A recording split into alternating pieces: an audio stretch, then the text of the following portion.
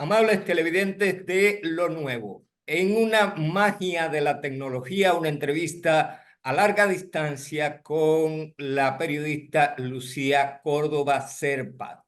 Lucía está en Venezuela en este momento y ella está en Anzoátegui y bueno, allí tiene mucho conocimiento, era una de las miembros del staff de Telesur y ahora está en la gobernación de ese estado.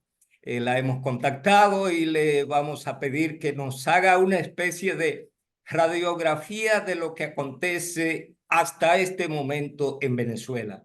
Muy buenas, bienvenida, buenas noches, Lucía. Muy buenas, Santiago. Un saludo para ti y para toda la audiencia de Lo Nuevo que se transmite a través de Telemedios Dominicanos. Y bueno, agradecer también a las tecnologías que hacen posible que podamos estar más cerca y conversar y contarte lo que está ocurriendo en Venezuela, que sé que está en la mira de todos los países y pueblos del mundo. Mira, me parece que las horas más tensas ya han acabado. Igual podríamos decir que es una tensa calma porque hay todavía cuestiones que no terminan de dilucidarse y que serán necesarias para saber realmente cuál será el desenlace de la situación. Lo que sí puedo contarte es que ya a mitad de semana se registraba en el país una normalidad en todos los aspectos de la vida cotidiana, el transporte público funcionando como normalmente funciona, la gente transitando por las calles con tranquilidad a cumplir su faena, su jornada diaria, muchos comercios que estuvieron por razones lógicas cerrados los días lunes y martes, comenzaron a reabrir miércoles algunos y ya en su totalidad, yo pudiera decir que al 100% al día jueves. Así que, bueno, los primeros días, desde el mismo domingo, lunes a la medianoche, porque los resultados se conocieron al filo de la medianoche del lunes. Ujú.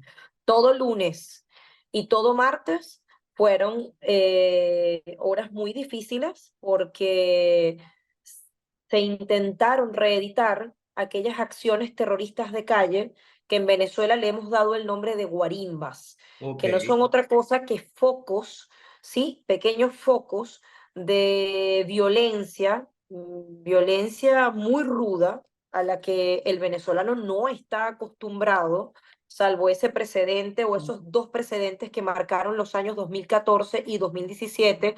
El segundo año que te nombré, 2017, quizás con más fuerza, más violencia, una arremetida muy brutal que dejó más de 40 personas fallecidas y cientos de heridos, en su mayoría gente inocente que estaba simplemente intentando transitar para llevar a mamá al hospital o para ir a intentar llevar al niño, no sé, a la escuela.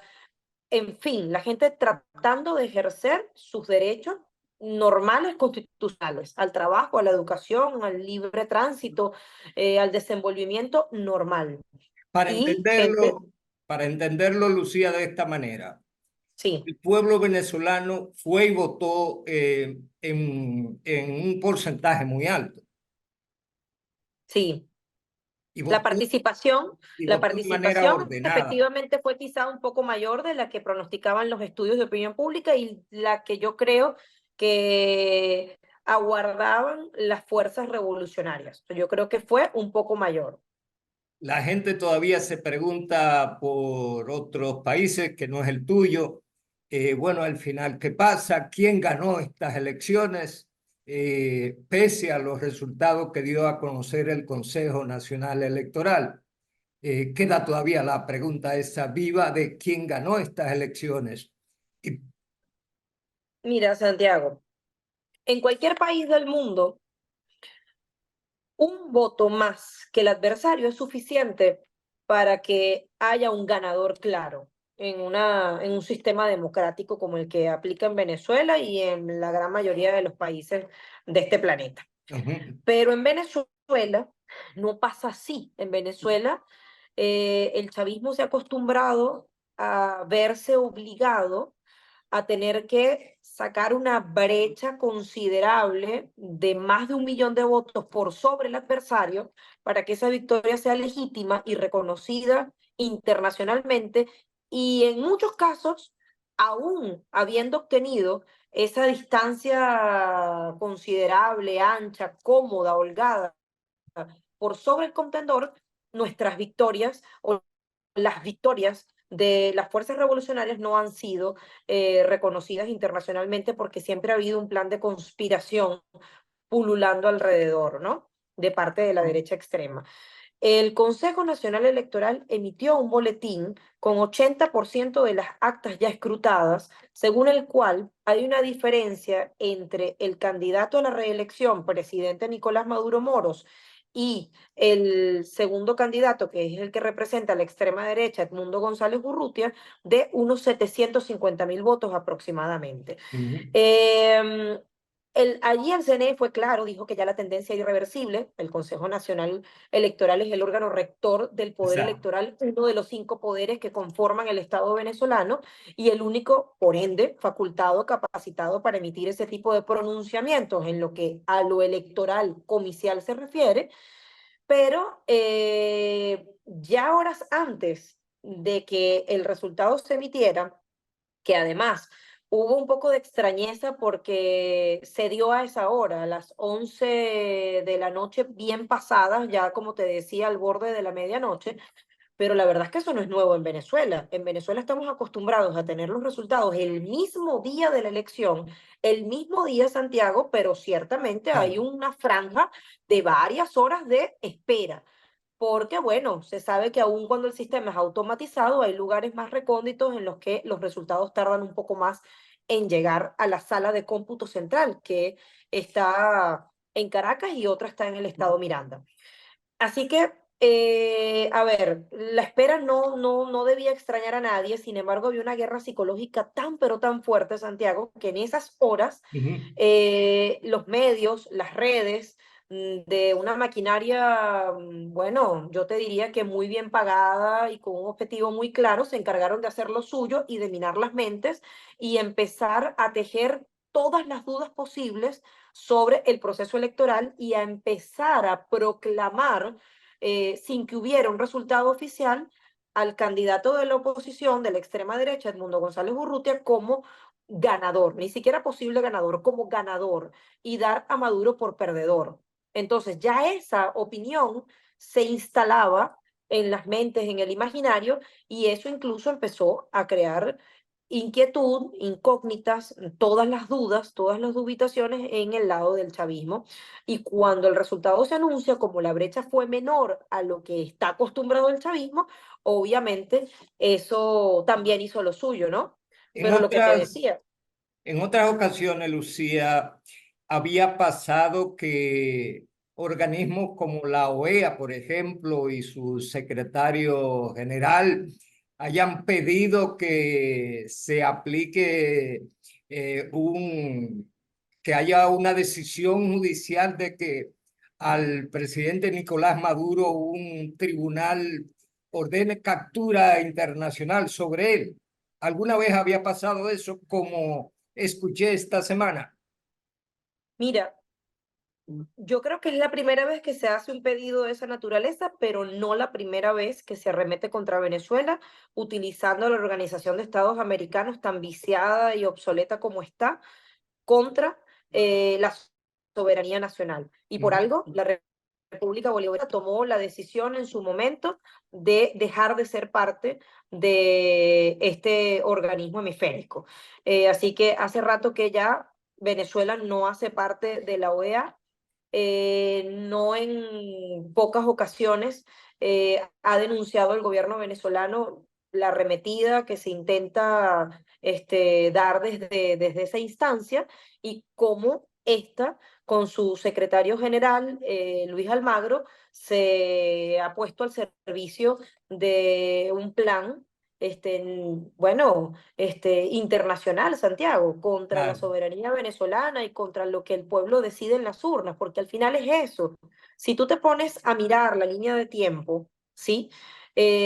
No solamente te vas a dar cuenta de manera objetiva que Venezuela es un país que tiene cada año en promedio al menos una elección. O sea, tú sabes lo que significa en 25 años, en 26 años, una elección por año prácticamente, pero ha habido años en los que hemos tenido a razón de 2 y 3 elecciones.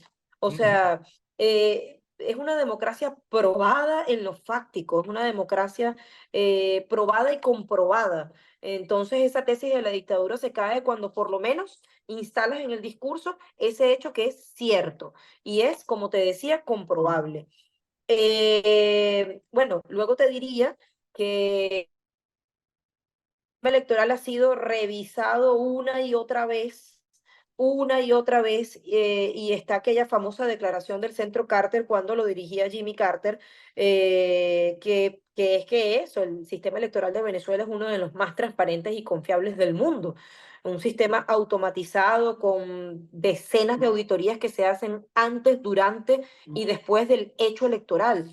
Entonces, además tiene la posibilidad de comprobar, porque no sé si sabes cómo funciona el sistema electoral, pero bueno, hay una herradura.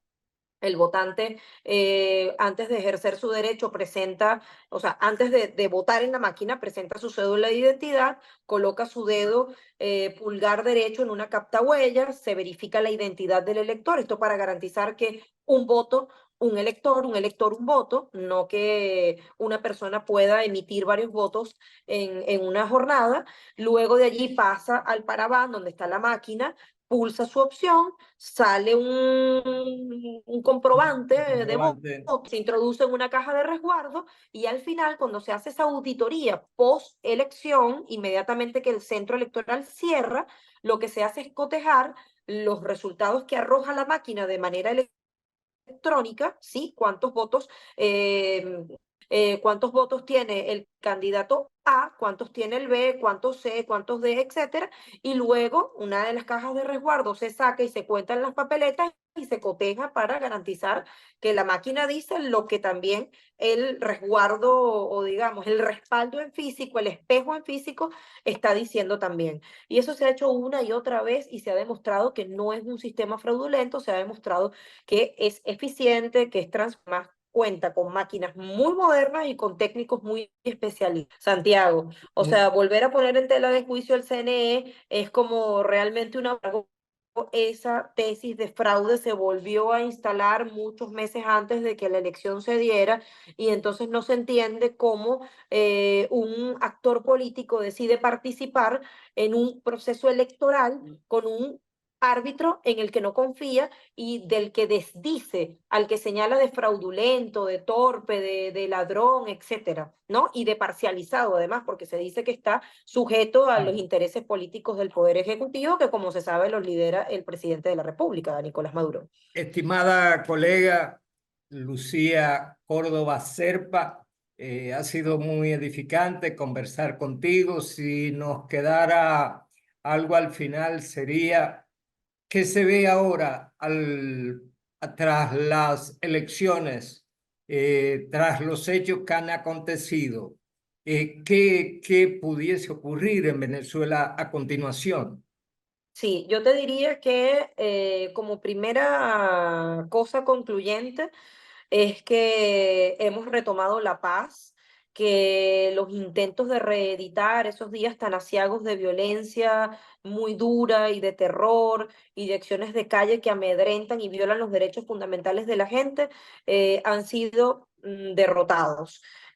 Pareciera que en su totalidad, te lo digo pareciera porque siempre queda el halo de duda, apenas han pasado que 72 horas desde que culminó el proceso electoral y se dieron estos primeros intentos de violencia. También habría que decir que hay un grueso de la población opositora que sí es verdad que ha decidido ir a las calles a manifestar su inconformidad con los resultados de una manera pacífica, pero que hay unas células, ya se ha descubierto, hay más de 700 personas aprehendidas que han sido pagadas, que han recibido droga, que han estado bajo los efectos de una droga muy fuerte llamada Captagón, que tienen armas, que vienen de bandas delincuenciales, que incluso estuvieron fuera del país por muchos años en países como Chile, Perú, etcétera, y fueron retornados al país en vuelos de vuelta a la patria, pero que afuera se gestaba ya el plan para que estos delincuentes participaran en estos focos de violencia y crearan caos e inestabilidad política. Te digo que eso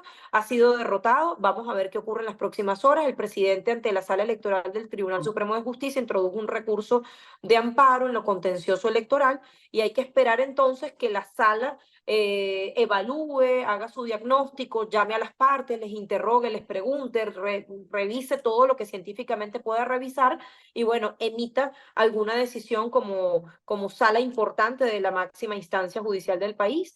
Y bueno, por lo pronto, todo volviendo a la normalidad, el presidente gobernando, la Fiscalía General, el Ministerio Público actuando, porque, oye, Santiago, han sido horas duras también de Claro. amenazas. Cuando te digo guerra psicológica fuerte de amenazas a gente chavista, conocidos, y ahí me tengo que incluir, de maldiciones y de cuídate que donde te vea te vamos a quemar a ti, a tu familia.